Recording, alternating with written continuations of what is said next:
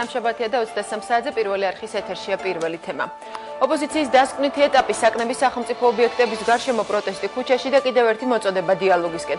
21 აპრილი ოპოზიციის მიერ გადამწყვეტ ფაზად მიჩნეული კვირის პირველი დღე. რაც შეცვლის რადიკალური პოზიციები და არსებობს თუ არა რესურსი, დაპირისპირებული მხარეები მოლაპარაკებათა მაგიდას მიუსხდნენ. და კიდევ ერთი თემა მაისში დაგეგმილი ნატოს სამხედრო წვრთნები და რუსული მუხარა. თითიხსნის თბილისი მოსკოვის რადიკალურ პოზიციას. დღეს პირველი თემა წარმოგიდგენთ.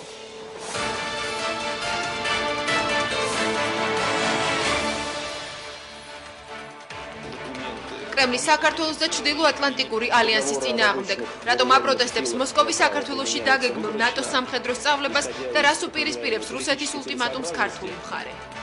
ნატოს მიერ საქართველოში სამხედრო წვრთნების ჩატარება ეს არაშორს მჭვრეტელური და არაპარტნიორული ნაბიჯია, რომელიც რეგიონში ვითარებას დაძაბავს. ყველა წვრთნას თავისი ლეგენდა აქვს. ასია ნატოს წვრთნებიც. მათი სამიზნე რუსეთია. რა თქმა უნდა, ზომებს ჩვენც მივიღებთ. დღეს დილიდან ითქვა, რომ კავკასიაში წვრთნები დავიწყეთ.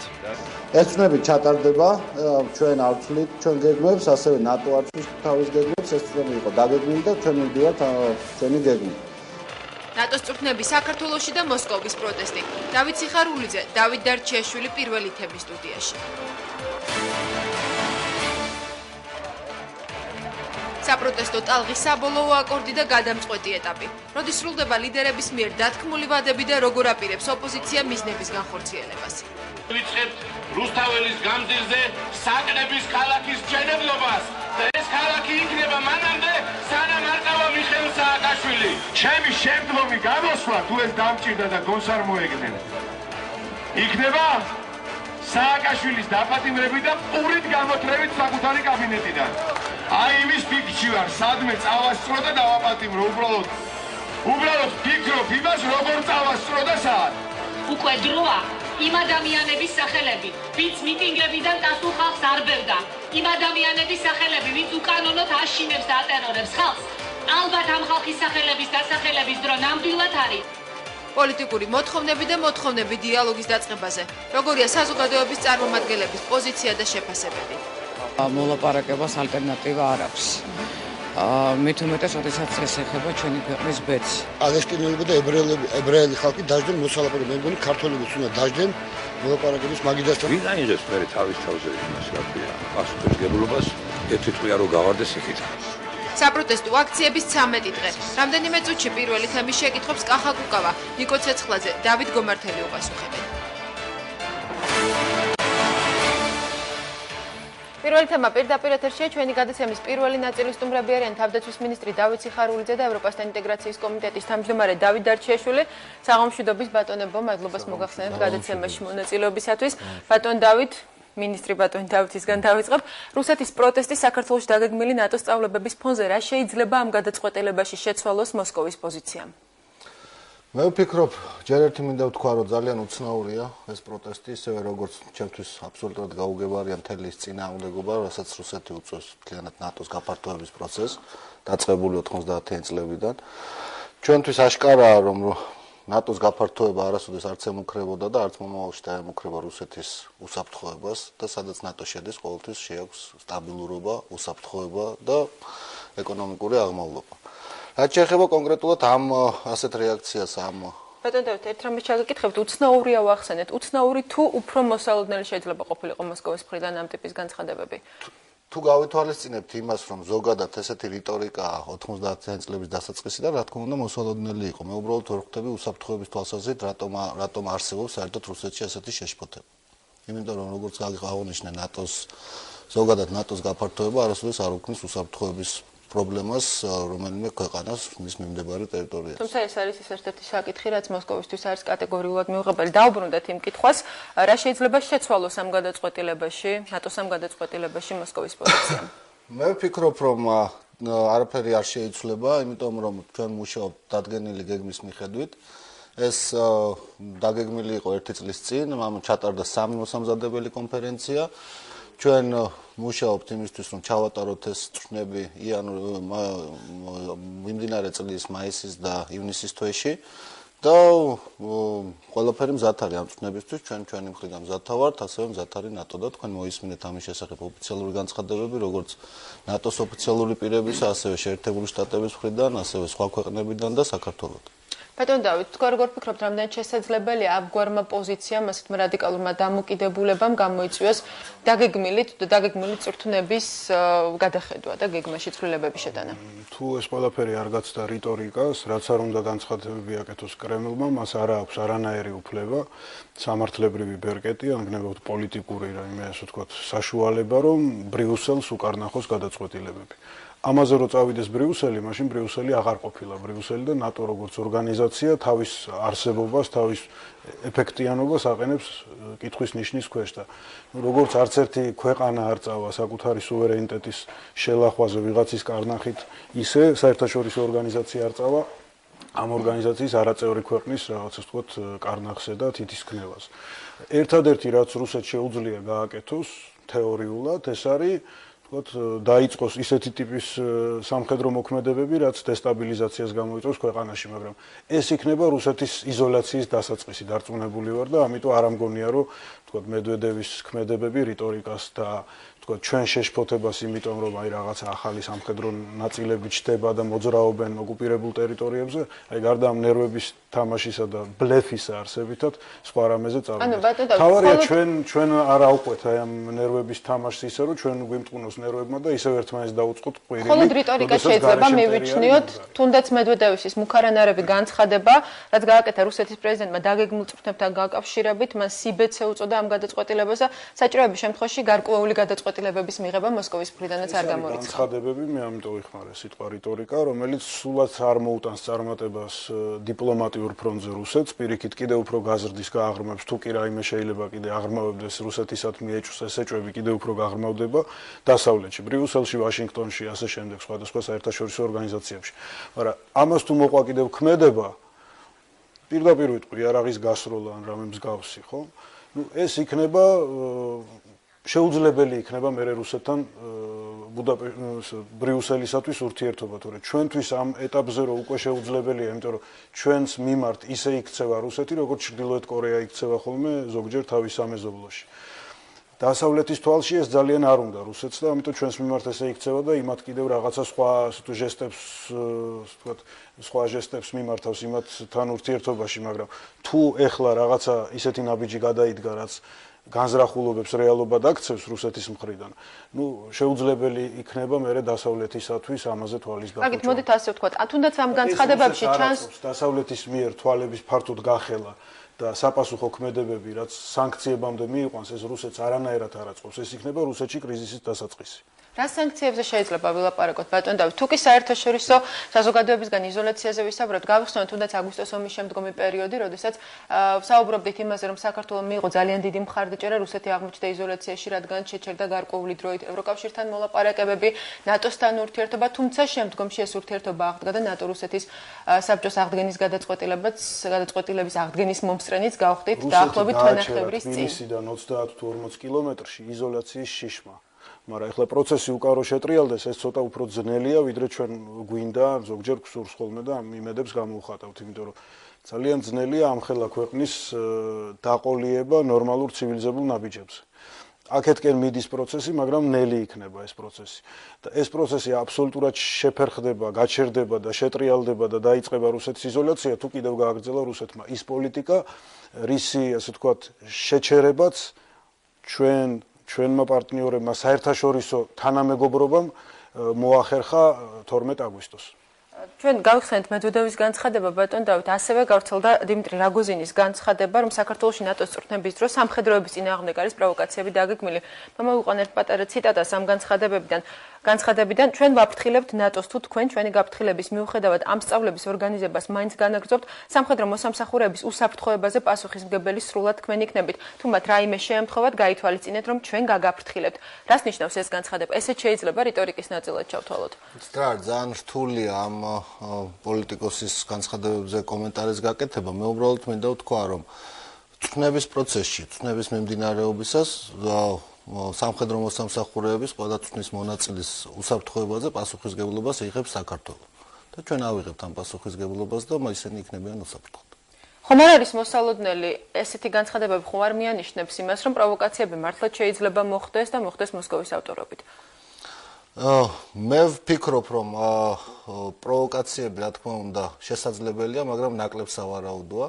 მე ვფიქრობ, რომ ჩვენ შევასრულებთ იმ ვალდებულებას, რომელიც ჩვენ გვაქვს როგორც მასპინძელ ქვეყანას, უზრუნველყოფთ უსაფრთხოებას, უზრუნველყოფთ ნორმალურ პირობებს წვენების ჩასატარებლად და დარწმუნებული ვარ, რომ ეს წვენები ნორმალურად და წარმატებულად ჩაივლეს. ჩვენ როგორ გამოვრიცხავთ ასეთი პროვოკაციების შესაძლებლობას, ბატონ დავით? რა არის ჰიპოთეტური შეკითხვაა. მე ვფიქრობ, რომ ჰიპოთეტურად, რა თქმა უნდა, შესაძლებელია რომ წარმოვიდგინოთ ესეთი რამ, მაგრამ ნაკლებ სავარაუდოა, ჩვენ ყველაფერს გავაკეთებთ იმისთვის, რომ წვემა ჩაიდალოს მშვიდად, ჩაიაროს წარმატებულად, ისევე როგორც სხვა წვნები მიმდინარეობს, ჩვენი შეიარაღებული ძალები მუდმივად პოლიგონებზე არიან, ეს წვნები მიმდინარეობს ყოველდღიურად და ვფიქრობ, რომ ჩვენ შევწევთ ძალა იმისთვის, რომ უსაფრთხოდ ჩავატაროთ ეს წვნები და ზოგადად დავიცოთ ჩვენი უსაფრთხოება. ბატონ დავით, რა შეიძლება თუ ნებას მომცემ თითქოს რომ თქვათ აი ამ რისკების გათვალისწინებით შეიძლება ვთქვათ რომ გარკვეულ რისკზე ნატო მიდის. იმისათვის რომ აჩვენოს საქართველოსთან პარტნიორობის მნიშვნელობა და აჩვენოს ნდობა საქართველოს მიმართ ამ ძალიან რთულ ვითარებაში, როდესაც ეს მეზობელი მის ტერიტორიების ოკუპირებას ახდენს და კიდევ მუქარით ახსავსე განცხადებებს აკეთებს, მაგრამ აი ეს არის სწორედ ნიადაგი იმისა, რომ საკმაოდ ასე ვთქვათ ოპტიმისტური მომავლის იმედი გქონდეს. ეს არ იქნება მოკლე გზა, მაგრამ აუცილებლად ეს გზა არსებობს და ამ გზაზე მივდივართ. ნატო მოდის ჩვენთან, მაშინ როდესაც რუსეთს უნდა რომ მთელი საერთაშორისო თანამეგობრობა საქართველოს აღარ აღიქვავდეს როგორც რაღაცა ასე ვთქვათ გარკვეული ნდობისა და უფლებების მქონე საერთაშორისო სამართლის სუბიექტს. და სწორედ საპირისპიროს აკეთებს ნატო, ის აცხადებს, რომ არა, საქართველო არის ჩვენი პარტნიორი, ნდობის ღირსი, საერთაშორისო სამართლის სუბიექტი და რასაც რუსეთი აკეთებს, ის არის უკანონო. ბატონ დავით, ანუ დღეს ნაკლებად სავარაუდოა, რომ ამ რიტორიკის მიღმა დავინახოთ რეალური საფრთხე იმისა, რომ შესაძლოა ამ წვრთნებს შემდგომში მოყვეს, ან დაგეგმოს ამ წვრთნების მოყვეს აგრესიის ხელახალი პროვოცირება. არ ჩატარება იქნება აი ძალიან რეალური საფრთხე, რომ ჩვენ დავრჩით მარტო და არავისი და არაფრის იმედი არ უნდა გქონდეს, გარდა იმისა, რომ კრემლს ასე ვთქვათ თავდახრილები ვეახლოთ. და ეს არ ხდება, კეთდება წვრთნებს ახლავს რისკები, იმიტომ რომ ბოლომდე ასე ვთქვათ გათვლა ყველაფრისა რუსეთი კიდევ რას მოიმოქმედებს 100%-ით არავის შეუძლია, მაგრამ ამ რისკების აღება და გაკეთება იმისა, რაც ჩვენ ქვეყანას სჭირდება, არის საწინდარი ჩვენი საბოლოო გამარჯვების. ბატონ დავით, მოდით იმაზეც ვისაუბროთ, რამდენად მნიშვნელოვანია ამ წვრთნების ჩატარება საქართველოში და რას ცვლის ეს საქართველოს ალიანსის ურთიერთობაში? მე მინდა ვთქვა, რომ ზოგადად ნატოში გაწევრიანება, როგორც ჩვენი უსაფრთხოების და საგარეო პოლიტიკის პრიორიტეტი, ეს არის ჩვენი სასიცოცხლო ამოცანა. ჩვენთვის უაღრესად მნიშვნელოვანია გავაგრძელოთ ეს პოლიტიკა ნატოში გაწევრიანების და ეს ერთი მხრივ გვაბრუნებს ჩვენ იმ ოჯახში, რომელსაც ჩვენ ბუნებრივად ვეკუთვნით. მეორე, ეს არის ყველაზე წარმატებული და ერთადერთი წარმატებული კოლექტიური თავდაცვის ორგანიზაცია, რომელიც დაფუძნებულია იმ ფასეულობებზე, რომელიც ჩვენ ყველა ვიგზიარებთ და რომელზეც ჩვენი ქვეყანაც არის დაფუძნებული. ეს არის თავისუფლება, დემოკრატია, ადამიანის უფლებები, ეს არის მეზობლების მიერ ურთიერთპატივისცემა და ზოგადად ზრუნვა გლობალურ უსაფრთხოებას. შესაბამისად, ეს წვნები არის ერთ-ერთი კომპონენტი ჩვენი იმ გზის, რომელსაც ევროატლანტიკური უსაფრთხოება ეწოდება. გარდა ამისა, ასეთი ტიპის წვნები ჩვენ ხვეწავთ ურთიერთთავსებადობას, ურთიერთქმედების გზებს ნატოს და ზოგადად მრავალეროვნულ ძალებთან და შესაბამისად ძალიან მნიშვნელოვანი და აუცილებელი კომპონენტია იმ გზაზე, რომელსაც ჩვენ მივყვებით. ეს არის ჩვენი ევროატლანტიკური ინტეგრაცია, ჩვენი ნატოში ინტეგრაცია, ჩვენი შეიარაღებული ძალების აღშენებლობა და შესაბამისად ეს არის ჩვენი გეგმის ნაწილი. ბატონ დავით, ამ წვრთნების ჩატარების მნიშვნელობაზე თქვენც მინდა გკითხოთ, რამდენად შეუწყობს ეს ალიანსისა და საქართველოს ურთიერთობის კიდევ უფრო გაღრმავებას და კიდევ უფრო ინტენსიურ ფაზაში გადასვლას, თუ გავითვალისწინებთ იმას, რომ ამ ხნის განმავლობაში ის შედეგი, რასაც საქართველოს ელოდა ალიანსთან ურთიერთობის გზაზე ჯერჯერობით არ დადგა. პირველ რიგში ითქვა უკვე ამაზე პასუხი გარკვეულწილად, შეიძლება კიდევ დავამატოთ შემდეგი, რომ იმ ძალიან რთული განსაცდელის მერე, რაც აგვისტოში იყო, შეიძლება ვინმეს გასჩენოდა, მათ შორის მეგობრებს შორის, რომ საერთოდ შეუძლია კი საქართველოს დამოუკიდებელი კურსი ჰქონდეს, შეუძლია თუ არა გაუძლოს შემდგომ, ასე ვთქვათ, მუქარებს და საფრთხეებს, რაც მოდის რეგიონიდან, ჩრდილოეთის მეზობლიდან, ამას ერთვება რაღაც შიდა ეს უთანხმოებები და ამ ყველაფერზე არის პასუხი ნატოს ძალიან ფართო მასშტაბური ღონისძიების ჩატარება დღეს თბილისის სიახლოვეს.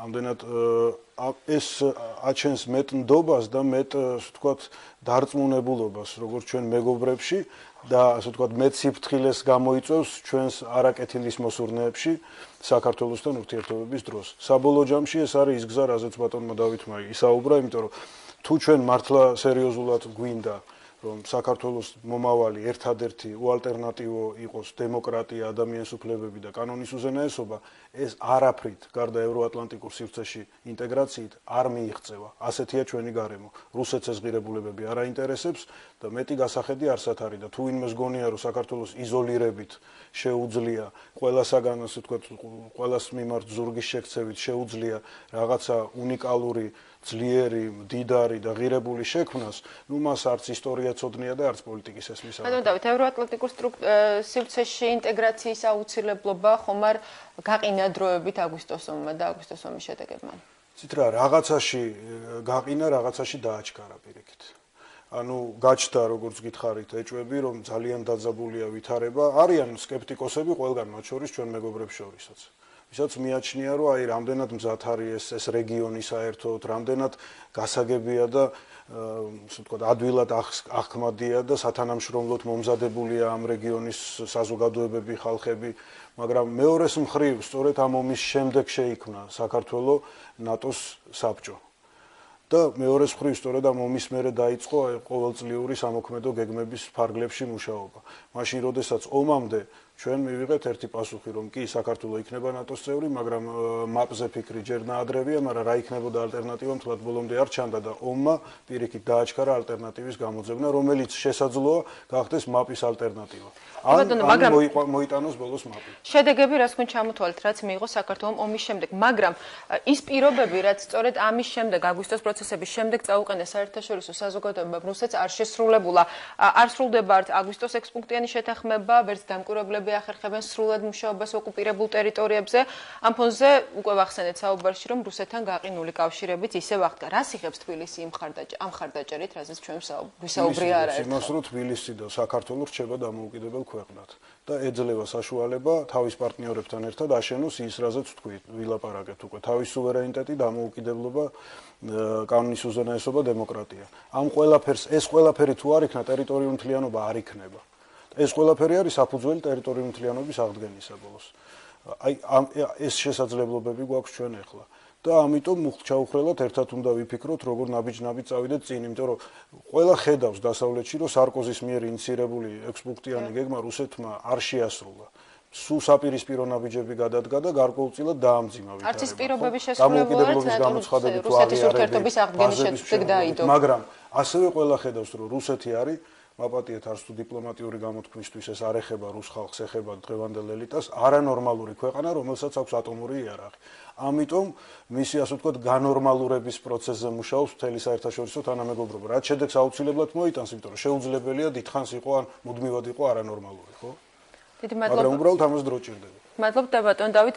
როგორ ფიქრობთ, რამდენად შეიძლება თუ კი ეს გადაწყვეტილება წვრთნებს დაუბრუნდები, ისევ არ შეიცვლება და საქართველოში წვრთნები აუცილებლად ჩატარდება, რამდენად შეიძლება რუსეთის პოზიციამ გავლენა მოახდინოს იმ ქვეყნებზე, რომლებიც აპირებენ ამ წვრთნებში მონაწილეობას? მე ვფიქრობ, რომ ნაკლებ სავარაუდოა, რომ რუსეთის პოზიციამ ამ ქვეყნებზე მოახდინოს გავლენა. მე გეტყვით თქვენ, რომ ამ ქვეყნებთან დიდ ნაწილთან ჩვენ უკვე გვქონდა საუბარი და ეს ქვეყნები არ ცვლიან გადაწყვეტილებას, თუ არ ვცდები მხოლოდ ყაზახეთის განცხადება იყო გუშინ, რომელმაც ჩათვალა, რომ ამ ფონზე მას არ სურს, რომ არ შეუძლია რომ რუსული ინტერესების შედეგად შეიძლება მივიჩნიოთ. შესაძლებელია ეს მაინც ვარაუდის სფერო არის, მე ვფიქრობ, რომ მაინც არც ერთი ქვეყანა, არც ერთი ამ 18 ქვეყანა, დარჩენილი 18 ქვეყანა თავის გადაწყვეტილებას არ შეცვლის, იმიტომ რომ ამის საფუძველი იმ, ასე ვთქვათ, ხელვის და შფოთვის, რომელიც ჩვენ რუსეთიდან გვესმის, არანაირი ამის საფუძველი არ არის. და ვფიქრობ, რომ ყველას კარგად ესმის, რომ ძალიან მნიშვნელოვანი წვრთნებია და ძალიან მნიშვნელოვანია, რომ ქვეყნებმა გააკეთონ ის, რაც მათ აქვს დაგეგმილი, მიუხედავად იმისა, აქვს თუ არა სურვილი სხვას ამაში მოწონს თუ არა სხვას ეს. ძალიან დიდი მადლობა. მადლობთ გადაცემაში მონაწილეობისათვის. პირველი თემის პირველი ნაწილის სტუმრები გახდნენ თავდაცვის მინისტრი დავით სიხარულიძე და ევროპასთან ინტეგრაციის კომიტეტის თავმჯდომარე დავით დარჩიაშვილი. ჩვენ კი განვაგრძობთ გადაცემას ახალი საკნები თბილისის ქუჩებში და ოპოზიციის პროტესტის საბოლოო აკორდი. რა შედეგი მიიღეს აქციების ორგანიზატორებმა 13 დღიანი პროტესტით დაგველოდეთ პირდაპირ ეთერში რამდენიმე წუთში დავბრუნდებით. პირველი თემა პირდაპირ ეთერშია ჩვენი სტუდიის სტუმარი გახლავთ ოპოზიციის ერთ-ერთი ლიდერი კონსერვატორი კახა კუკავა საღამოშვიდობის ბატონ კახა მადლობთ გადაცემაში მონაწილეობისათვის. ბატონ კახა 21 აპრილიდან დაიწყება საყოველთაო მობილიზაცია და საბოლოო აკორდისთვის მომზადება ასე დაიგეგმა გასულ კვირას დღევანდელი დღე და მომდევნო დღეები ოპოზიციის მიერ რას ნიშნავს ეგრეთ წოდებული გადამწყვეტი ფაზა და საბოლოო აკორდი? ჩვენ თავიდანვე ვთქვით, როდესაც ჯერ კიდევ 9 აპრილის მოსამზადებელი კლიპები გადიოდა, 9 აპრილამდე, ანუ როდესაც გადიოდა ინფორმაცია, ჩვენ თავიდანვე ველოდით, რომ ეს იქნებოდა საკმაოდ ხანგრძლივი საპროტესტო აქციები, საკმაოდ ხანგრძლივი ბრძოლა, რამოდენიმე კვირიანი ალბათ, და მე მგონი ადასტურებს დრო, რომ ეს არის ბრძოლა ნერვების გამძლეობაზე და ფიზიკურ გამძლეობაზეც. თუმცა ისიც ისმოდა 9 აპრილამდე სამზადისის ის დროს, რომ 9 აპრილს დამთავრდებოდა ეს ხელისუფლება. არასოდეს ეს არ ყოფილა ნათქვამი, პირიქით ყოველთვის იყო ნათქვამი, რომ ჩვენ არავითარ შემთხვევაში არ ვაპირებდით რაიმე არაკონსტიტუციური და ძალადობრივი გადაწყვეტილების მიღებას, ამაზე ნათია დამეთანხმე, რომ არაერთხელ ყოფილა გაკეთებული საჯარო განცხადება, ამიტომ რაიმე ახლა გარდა პოლიტიკური ბრძოლისა სხვა მეთოდი ჩვენს მიერ არჩეული არ იქნება. თუ ხელისუფლება არ არჩევს ბუნებრივია ასეთ მეთოდს. ამიტომ ჩვენი ამოცანა არის დავანახოთ მთელ ქართულ საზოგადოებას და მთელ საერთაშორისო საზოგადოებას ქართული ხალხის პროტესტი და მე მგონი ამას წარმატებით ვახორციელებთ. დაუბრუნდეთ ვადებს, რატომ იწევს მუდმივად რამდენიმე დღით თუნდაც ოპოზიციის მიერ დათქმული ვადა და თარიღი? ჯერ ჩვენ გვესმოდა 9 აპრილი, 9 აპრილის შემდეგ ოპოზიციის მიერ დათქმული თარიღი იყო სააღდგომოდ დამთავრდებოდა ეს ხელისუფლება, ბატონ კახა ისმოდა ასეთი მოწოდებებიც აქციებზე. მე ვარ პასუხისმგებელი ვილაპარაკო არა მხოლოდ ჩემი სახელით, არამედ გაერთიანებული შტაბის სახელით, არც შეიძლება ვინმე კერძო პირის კომენტარი თქვენ სადმე მოისმინეთ. მაგრამ მე შემიძლია გითხრათ ოფიციალური პოზიცია გაერთიანებული შტაბის. ჩვენი პოზიცია ყოველთვის იყო და ეს წერილობით დოკუმენტებში და მემორანდუმში იყო ჩამოყალიბებული ასე, რომ 9 აპრილს ჩვენ დავიწყებთ საპროტესტო აქციებს და ვიდგებით თბილისის ქუჩებში მანამდე და თუ საჭირო რეგიონებშიც, ვიდრე მიხეილ სააკაშვილი არ გადადგება. ჩვენ საბოლოო თარიღს ვერ დავასახელებთ. ჩვენ საბოლოო თარიღს ნათია ვერ დავასახელებთ. როდის ეყოფა მიხეილ სააკაშვილის სინდისე როდის იქნება საერთაშორისო პრესი ისეთი ძალის, რომ ის გადადგეს, ამ თარიღის ზუსტად პროგნოზირება შეუძლებელია. ჩვენ შეგვიძლია ჩვენს მომხრეებს უთხრათ ის და ამას ვეუბნებით და მე მგონი ამის კლიპებიც გადის, წერილობით მემორანდუმებიცაა გამოქვეყნებული, რომ ჩვენი ბრძოლა არის გამძლეობაზე. პირდაპირ კლიპი გადის ახლა ალბათ თქვენ ეთერში არ გადის, რა თქმა უნდა, მაგრამ სხვა ტელევიზიებში გადის, რომ ეს არის ბრძოლა გამძლეობაზე და მე ნამდვილად მინდა მადლობა გადაუხადო ჩვენ თანამებრძოლებს იმისთვის, რომ ვიდრე ამინდები გამოკეთდებოდა თითქმის მთელი ერთი კვირის მანძილზე წვიმაში 5 გრადუსიან ტემპერატურაში რამოდენიმე ობიექტზე მიმდინარეობდა სადღეღამისო 24 საათიანი მორიგეობა და პიკეტირება და ეს წარმატებით დამთავრდა მათ შორის სადღესასწაულო დღეებშიც და არც ერთ ობიექტზე წარმატებით დამთავრდა. ანუ არ დაშლილა ხელისუფლება რასაც ელოდებოდა და გახსოვთ თქვენ ახსოვს გადიოდა ეს სიუჟეტები და სხვა სახელმწიფო არქივზეც რომ ესე იგი ეხა ბზობაზე დაიშლება აქცია, ეხლა აღდგომაზე დაიშლება აქცია, გუშინ გადიოდა სიუჟეტები, რომ აი ეხა აქცია უკვე მთავრდება და ხვალ პარლამენტის ხდომა იხსნება და ასეთი სიუჟეტები. ეს არ მოხდა. წინასწარმეტყველება, ასე ვთქვათ, ბატონ კახა, რომ აქცია აუცილებლად დაიშლებოდა, ასეთი სიუჟეტი არ გასულა. თქვენი კომენტარი არ იყო ნათია, მაგამიგეთ. თქვენ ეთერში გადიოდა სიუჟეტები, სადაც იყო მასობრივი ტალღა, ჯერ კიდევ გუშინ ხელისუფლების წარმომადგენლების და მასთან დაახლოებული პირების კომენტარებს, რომ მორჩა აქცია მთავრდება. მაგრამ ეს იყო მათი შეფასება. დიახ, მე თქვენთვის არ დაიმბრალებიათ, მე გეუბნებთ, რომ ეს იყო სახელისუფლებო PR-ი. ეს იყო ჩვენ წინააღმდეგ ბრძოლის მთავარი სტრატეგია, რომ აი ხა ამ დღესასწაულებზე ეს ტალღა დაიკლებს და სამშაბათიდან პარლამენტის ხდომაც გაიხსნება და ყველაფერი ჩვეულებრივ რეჟიმში დაიწყება.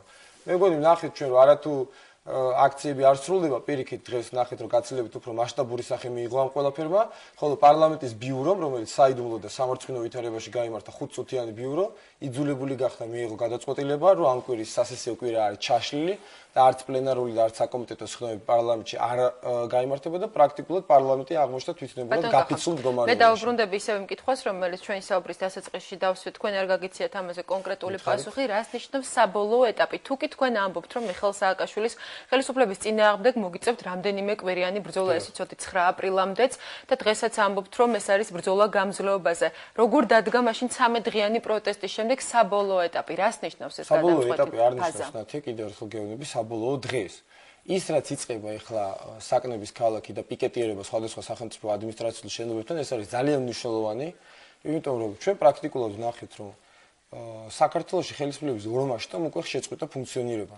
საქართველოს პრეზიდენტი არ გამოჩენილა უკვე მე-11 დღე არისავლაბრის რეზიდენციაში და საქართველოს პარლამენტმა უკვე გამოტოვა 2 სასესიო კვირა. პრაქტიკულად საქართველოს არ აყავს პრეზიდენტი და არ აყავს პარლამენტი.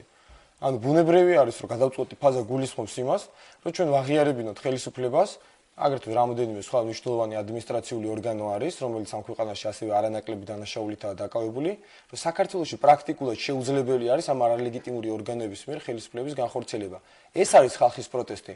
რაც შეეხება იმას, ხა მე არ ვამბობ, რომ თქვენ გაქვთ ესეთი მინიშნება, მაგრამ ხშირად კეთდება ხოლმე მინიშნებები სხვადასხვა ფსიქიურად გაუწონასწორებელი ადამიანების მიერ, რომ ვიღაცა აპირებს სადღაც შეჭრას, რაღაცაზე თავდასხმას, იარაღს ამზადებდნენ. გახსოვთ ეს სამარცხვინო მერაბიშვილის მიერ მომზადებული სიუჟეტი, რომ რაღაცა შეიარაღებული ბრიგადები მზადდება.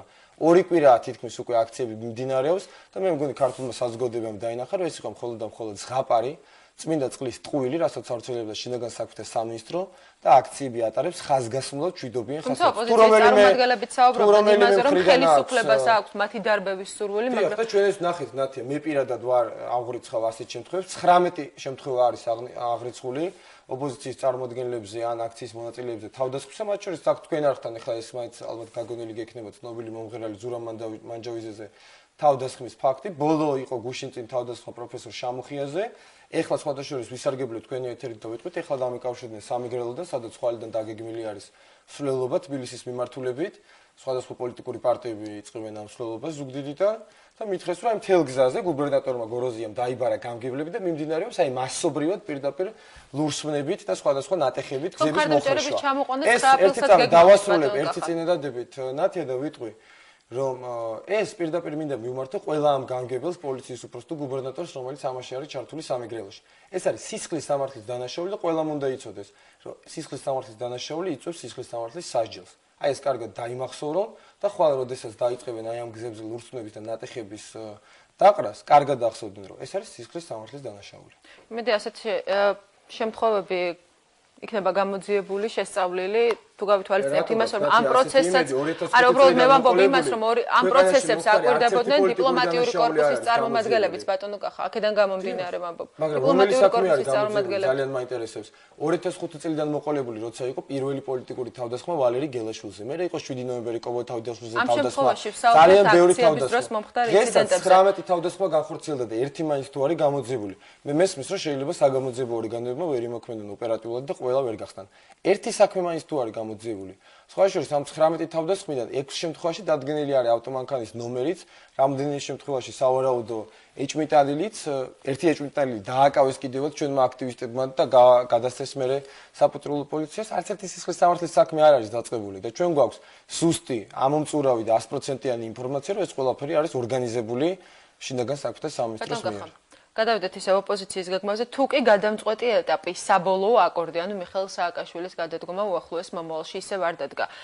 ალბათ იმაში მაინც დამეთანხმებით, რომ დღესაც ისმოდა აქციაზე მოწოდებები, გამოსვლებში, შინაარსის განცხადებები, რომ სულ რამდენიმე დღე, რამდენიმე საათი დარჩა ამ ხელისუფლებას. რამდენიმე საათი არავის არ უხსენებია ნათია. ბატონო კახა, იყო ასეთი განცხადებაც. ნათია, მე მესმის ახლა მიტინგზე გამოდის ძალიან ბევრი ადამიანი. და გამოხატავს თავის სარს. თქვენ შეგიძლიათ ისარგებლოთ ამ შემთხვევით, რომ ამ შემთხვევაში მე ვარ ადამიანი და ისევე როგორც გაერთიანებული შტაბის წევრები, რომლებიც არა მარტო საკუთარ აზრს გამოვხატავთ, როდესაც მიტინგზე გამოდივართ ან ტელევიზიით, არამედ მე გეუბნებთ ოფიციალურ პოზიციას, რაც არის გაერთიანებული ოპოზიცია. თქვენ ხო ეს გაინტერესებთ. რამოდენიმე საათში ამ ხელისუფლების დამთავრებას არავინ არ აპირებს. ჩვენი გეგმა არის, რომელიც წარმატებით ხორციელდება, რომ გაგრძელდეს აქციები მანამდე, პიკეტირებები, სახელმწიფო შენობები და საჭიროების შემთხვევაში მიღებული იქნება სხვა კონსტიტუციური ზომებიც, რომელიც აიძულებს მიხეილ სააკაშვილის გადადგომას. ეხლა ნუ უარყოფთ იმას, მე არ უარყოფ იმას, სააკაშვილი არ გადამდგარა, ეს ფაქტია, მაგრამ მოდი უარყოფთ ის, რომ სააკაშვილი როგორც პრეზიდენტი ვერ ფუნქციონირებს ამ ქვეყანაში, სამსახურში არ მისულა, მისი ადმინისტრაცია არ მუშაობს, არც ერთი თანამშრომელი არ დადის სამსახურში, პარლამენტი ამ ქვეყანას აღარ ყავს. არ დადის პარლამენტი ბიუროს ხმამების გარდა დღეს ხო 5 წუთიანი ბიურო, არც ერთი კომიტეტი არ მუშაობს, პლენარული ხმამები არ ტარდება, კანონებს არ იღებენ, არ განიხილავენ, კეჭისყრები არ ტარდება. არ არის, ეს უკვე არის გარკვეული წარმატება საპროტესტო აქციებისა, რომ ხელისუფლების ორგანოებმა პრაქტიკულად გამოაცხადეს თვითგაფიცვა. ეს არის ფაქტი. ეხლა ბუნებრივია ამ საქმის მის ჭირდება ბოლომდე მიყვანა და როცა ჩვენ ვამბობთ რომ იწყება საბოლოო აკორდი, დიახ, ჩვენ ჭირდება დამატებითი რესურსები და ამიტომაც იქნება სამოქალაქო კომიტეტები და ჩვენ ნამდვილად ჭირდება დამატებითი ძალები, დამატებითი რესურსები ჩვენი მოსახლეობისა, რომ საპროტესტო აქციები კიდევ უფრო მასშტაბური გახდეს, როდესაც ჩვენ მოვახდენთ უკვე იმ მასშტაბით პიკეტირებას სახელმწიფო მას შემდეგ რაც ხომ დაიწყეთ საპროტესტო აქციები. აქციები უფრო მასშტაბურ ხასიათს იღებს თუ პირიქით 9 აპრილის შემდეგ? მე ვფიქრობ, რომ აქციები იღებს გაცილებით უფრო მასშტაბურ ხასიათს, ნათია, იმიტომ რომ ახლა მოდი გავიხსენოთ, მე მგონი შენც და მეც ერთი თაობის წარმომადგენლები ვართ და კარგად უნდა გვახსოვდეს, რაც საქართველოში 80-იანი წლების შემდგომ ყოფილა აქციები, ასეთი მასშტაბური აქციები საქართველოს არ ახსოვს.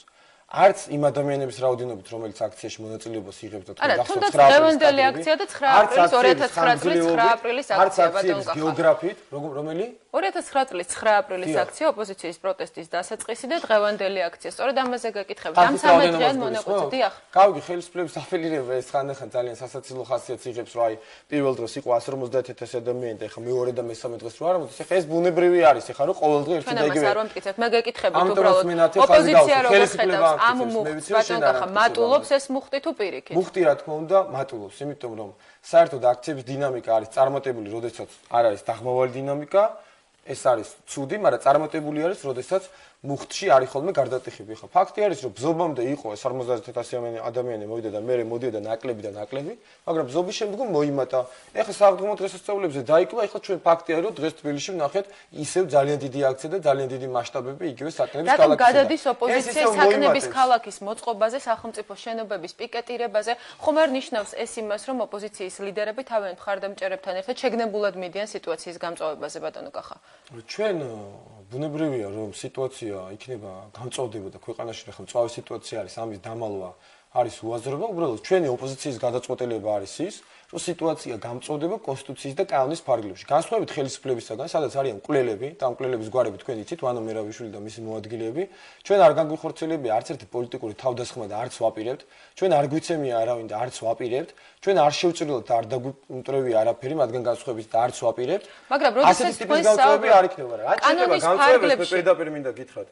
რომ იმ დანაშაულებრივ დაწესებულებებს, სადაც იგეგმება ასეთი ტიპის დანაშაულები, ბუნებრივია ჩვენ უახლოესი რამოდენიმე დღის ან კვირის განმავლობაში ეს ტაქტიკაზე არის დამოკიდებული, ჩვენ შევაწყობთ მუშაობას. საქართველოში სიკვდილის ბრიგადების მუშაობას ჩვენ შევწყვეტ. მაგრამ რამდენად კანონიერია ბატონ კახა სახელმწიფო სიკვდილის ბრიგადების საქმეების შეწყვეტა დაწესებულებებს შეუშალოთ ხელი მუშაობაში. ეს არის სრულიად კანონიერი, როდესაც ეს ხდება ხალხის პროტესტის გზით. როდესაც ხალხი 100,000 ადამიანი გამოდის ერთ დაწესებულებასთან და ამ დაწესებულებამ უნდა შეწყვეტოს მუშაობა, ეს არის კანონიერი. იმიტომ რომ საქართველოს კონსტიტუციაში ნათი, ასეთ შემთხვევაში მე უბრალოდ ჩემს პროფესიას გამოვიყენებ როგორც იურისტი და ვიტყვი, საქართველოს კონსტიტუციის პირველივე მუხლში დიდი ძებნა არ დაჭირდება თუ კი გადამოწევთ, ნახავთ რომ წერია. ხელისუფლების წყარო არის ხალხი. ანუ ხელისუფლება, რომელსაც ხალხის მანდატი არ აქვს, არ არის ეს ხელისუფლება. დღევანდელი ხელისუფლება, სადაც არის არც დარჩიაშვილი და კიდე ეს რა ქვია, რამოდენიმე სახე, რომელიც დადიან აქ თქვენ ეთერში, ეგ არ არის ხელისუფლება, სად არის ხალხი, რომელმა ხალხს ეს ხელისუფლება აირჩია. თუ კი შენობების პიკეტირება ხედავთ, აქციებზე ხედავთ, სად ხედავთ ამ საზოგადოებას? თუ კი შენობების პიკეტირება და ასე დემონსტრაციები გამართლებულია ხალხის სიმრავლით და ხალხის ნებით, მაშინ როგორ ახსნით იმას, რომ ქალაქის მთავარ გამზირზე მოძრაობა შეფერხებულია, მაშინაც კი, როდესაც რუსთაველის გამზირზე არის ძალიან ცოტა ადამიანი, თუნდაც დილის საათებში. ხო, დილის საათებში ან მაგრამ მოძრაობა არის მაინც გადაკეტილი. თქვენ გაიხსენეთ თქვენი პროფესია, მაშინ იქნებ მანიფესტაციების შესახებ კანონიც გაიხსენოთ ბატონ კახა, სადაც სწორედ არის. მერა შედგენილი ყველა ეს გაფრთხილება, რომელიც თბილისის მერიაში იგზავნება და იმდენად კარგადაა შედგენილი ნათია, რომ თბილისის მერიიდან ჩვენ არ მიგვიღია არც ერთი შენიშვნა. ეს აღიარებული არის, ეს მე კი არ ვამბობ, რომ კანონიერი არის.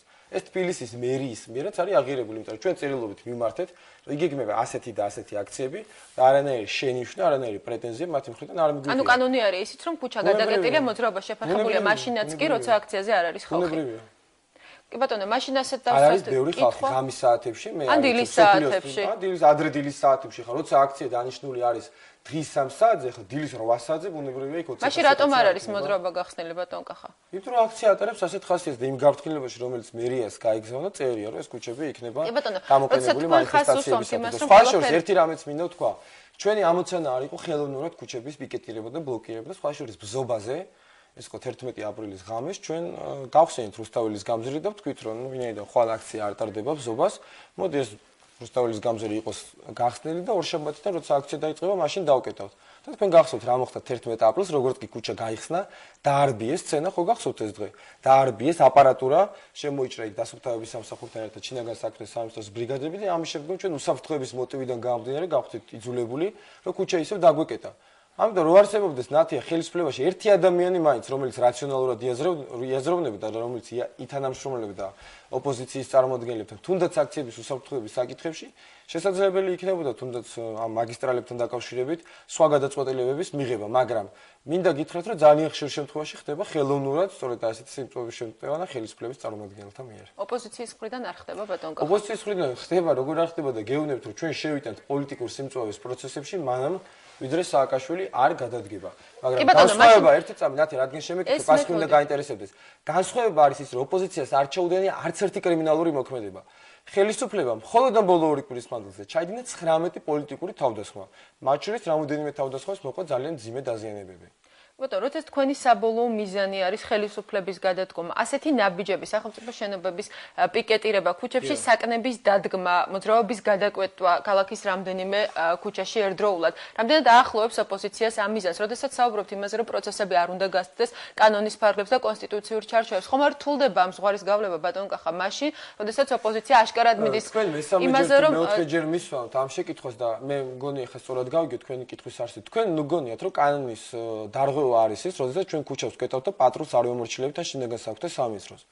კანონის და კონსტიტუციის მოთხოვნები ამას არ ითვალისწინებს. კანონი და კონსტიტუცია ითვალისწინებს იმას, რომ ქვეყანას უნდა მართავდეს ლეგიტიმური ხელისუფლება და რომ ხელისუფლების წყარო არის ხალხი. ხალხი უფრო მაღლა დგას, ვიდრე ხელისუფლება და მით უფრო პატრული.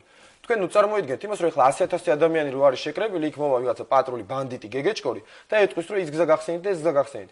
ამ ხალხს აქვს უფრო მეტი მანდატი, ამ ხალხს აქვს უფრო მეტი უფლებაზე გადაწყვეტილებასთან დაკავშირებით. 100.000 ადამიანი არის უფლებამოსილი მიიღოს გადაწყვეტილება და არა საპატრულო სამსახურის ვიღაცა გართულდება ამ ზღვარის გავლება ასეთ ვითარებაში, რა გზასაც ირჩევს ოპოზიცია, რომ არ გასცდეს პროცესები კონსტიტუციურ ჩარჩოებს. დიდი მადლობა ამ კითხვისთვის. როდესაც ვერ მუშაობს პარლამენტი, თუნდაც ის რომ დღეს საუბრობდნენ კლასიკური გიმნაზიის ხელმძღვანელობა იმაზე, რომ სასწავლო პროცესში ჩაიშალა სკოლაში. ეს არის საკმაოდ რთული, რომ გავალოთ ჩვენ ზღვარი ასეთ პირობებში, რომ არ გადაიზარდოს ეს ყველაფერი ქაოსში და მინდა საქართველოს მოსახლეობას უთხრა ეს ალბათ ყველამ თვითონაც ძალიან კარგად იცის, რომ თუ 2007 წლის 7 ნოემბრიდან მოყოლებული დღემდე 2009 წლის აპრილამდე აი მთელი ეს სამოქალაქო პროტესტი არ გადაიზარდა რაიმე ძალადობაში, რაიმე კრიმინალში, ეს არის მთლიანად ოპოზიციის პასუხისმგებლობა. ეს არის მთლიანად ოპოზიციის დამსახურება, იმიტომ რომ ხელისუფლებამ გააკეთა ყველაფერი, რომ ეს პროტესტი გადაძრდილიყო სამოქალაქო ომში. გამოიყენა იარაღი, გამოიყენა წყლისჭავლი, გამოიყენა იარაღის რეზინის ტყვიები, გამოიყენა თავდასხმები პოლიტიკურ ლიდერებზე, გამოიყენა დაპატიმრებები. ყველაფერი გააკეთა იმისთვის, რომ ეს სამოქალაქო პროტესტი გადაძრდილიყო როგორმე სამოქალაქო დაპირისპირებაში და შეიძლება სამოქალაქო ომშიც. მხოლოდ და მხოლოდ იმის გამო, რომ ოპოზიციას ყოველ კონკრეტულ მომენტში და ამის გამო ჩვენ ბევრს გვაკრიტიკებდნენ 20 იანვრის თემა გახსოვს. ჩვენ ყოველთვის ხაზგასმულად ვამბობდით და ეს ყოველთვის პოპულარული არ იყო. რომ ჩვენი ბრძოლა დარჩება ყოველთვის შვიდობიანი და კონსტიტუციური, მხოლოდ და მხოლოდ ამის გამო ჩვენ შევძელით რომ მოსულიყავით ამ დღემდე ასე და მე ღრმად ვარ დარწმუნებული, რომ ჩვენ ძალიან მალე მივხვდეთ მიხეილ სააკაშვილის გადადგომას სწორედ ამ მეთოდით. არა ძალადობრივი, არა შეიარაღებული, არამედ შვიდობიანი პროტესტის გზით და შიშველი ხელებით. ბატონ კახა, რეალისტურია დღეს ეს მოთხოვნა? ძალიან რეალისტური არის ნათია, როდესაც ხელისუფლება ხა სამსახურში არ დადის სააკაშვილი 11 დღე და ხა შენ მინდა გკითხო, შენ ხარ პირველი არხის თანამშრომელი. 11 დღე რო არ მოხვიდე სამსახურში, ხო გაგაგდებენ სამსახურიდან და ნებისმიერი ადმინისტრაცია ასე ხა 3 დღე რო არ დადის თანამშრომელი, მოიკითხავენ სადავე და მე თუ კიდე არ გამოცხადდება, დაითხოვენ სამსახურიდან. პრაქტიკულად ეს ადამიანი ხა არის სამსახური აქვს მიტოვებული. ორი პირდაპირ ჩართვა გააკეთა, ერთი რომელიღაცა სამხედრო ბაზიდან და მეორეც ასევე ჯერჯერობით დაუდგენელი დაწესებულებიდან. პრაქტიკულად მიხეილ სააკაშვილს შეწყვეტილი აქვს თავის ფუნქციების განხორციელება. ეხლა საუბარი არის უბრალოდ სტატუსზე. და ბუნებრივია ყველაფერი უნდა მოხდეს ისე როგორც საქართველოს კონსტიტუციაში არის, მაგრამ ხელი უნდა მოაწეროს გადადგომის განცხადებას და ამ შემდგომ საქართველოში ჩატარდეს ვადამდელი არჩევნები. თუმცა ხელისუფლება ამ საკითხს არ განიხილავს იმ შემთხვევაშიც კი თუ ოპოზიციასთან, თუ კი ოპოზიციასთან შედგა შეხვედრა და საუბარი. საკითხი, რომელსაც გასულ კვირას ოპოზიციის წარმომადგენლები არ გამორიცხავდნენ, შეხვედროდნენ ხელისუფლებას და თავიანთ მოთხოვნაზე მოესმინათ ხელისუფლების არგუმენტები. განიხილავთ თუ არა ამგვარი შეხვედრის შესაძლებლობას დღესაც? ჩვენ თქვით, ჩვენი პოზიცია არ შეცვლილა არასდროს, ჩვენ გავაკეთეთ რამოდენიმე ერთობლივი განცხადება, წერილობით, სხვათა შორის რო არ ყოფილიყო რაღაცა არასწორი ინტერპრეტაციები და манипуლირებები და ჩვენ თქვით, რომ ჩვენ მზად ვართ შევხვდეთ მიხეილ სააკაშვილს. ბუნებრივია შეხვედრა უნდა იყოს საჯარო, ეს არ ნიშნავს იმას, რომ მთელი შეხვედრა ტელეკამერებმა უნდა გადაიღონ. თუმცა თავდაპირველად ითხოვდა ოპოზიცია პირდაპირ ეთერს. მე მგონი უფრო ხშირად უნდა მომიწვიო ხოლმე ეთერში და უფრო ზუსტი ინფორმაცია გექნება. არასდროს მაშინ ლიდერებს განსხვავებული პოზიციები აქვთ, იმიტომ რომ არც ერთ ლიდერს არ უთქვია რა შეხვედრა თავიდან ბოლომდე უნდა იყოს გადაღებული ტელეკამერით. საჯაროობა გულისხმობს იმას. ეს იყო პირველი მოთხოვნა, რაც 10 ապრილს, როდესაც ირაკლი ალასანიამ გააკეთა განცხადება, რომ არ გამორიცხავდა ოპოზიცია დიალოგს. თუ გაინტერესებს გართმევილი ოპოზიციის პოზიცია, გეუბნები რომ ვარ უფლებამოსილი და შენს და ქართულ ხალხსაც ვეთქვი, რას ნიშნავს საჯარო შეხვედრა. თუმცა მეც კარგად მახსოვს და ალბათ მაყურებელსაც ეს განცხადებები. პრეზიდენტებს, მინისტრებს, დიპლომატებს შორის საჯაროობა გულისხმობს იმას, რომ საზოგადოებამ უნდა იცოდეს, როდისაა შეხვედრა, რა საკითხი არის შეკითხვა, რა მხარეებს შორისაა შეხვედრა და შეხვედრის თავში და შეხვედრის ბოლოს უნდა გააკეთო მხარეებმა განცხადებები, რითი დასრულდა ეს შეხვედრა. ეს არის საჯაროობა და არა მოთხოვნა იყო პირდაპირ ეთერით. არასდროს ეს ოფიციალური მოთხოვნა არ ყოფილა, ხო ვინმე თუ თქვენ ეთერში თქვა ასეთი რამე, ეს მისი კერძო აზრი არის. ეხლა მინდა დავაზუსტო, როცა თქვენ შეხვედრაზე მოგნებით, ჩვენ ეხლა მზად ვართ, გაიმართოს საჯარო შეხვედრა, ბუნებრივია ეს უნდა იყოს მხოლოდ მიხეილ სააკაშვილთან პირადად და არა ეხლა რა ვიცი, გია თორთლაძეს თავაზობენ ახან დავით ბაქრაძეს და ბუნებრივია ეს უნდა იყოს იმ საკითხზე, რაც ქართულმა ხალხმა უცნაურ კითხვებს მისცა. თქვენ ფიქრობთ მიხეილ სააკაშვილის გადადგომა და დავით ბაქრაძე უფლებამოსილია ისე უბრალოდ?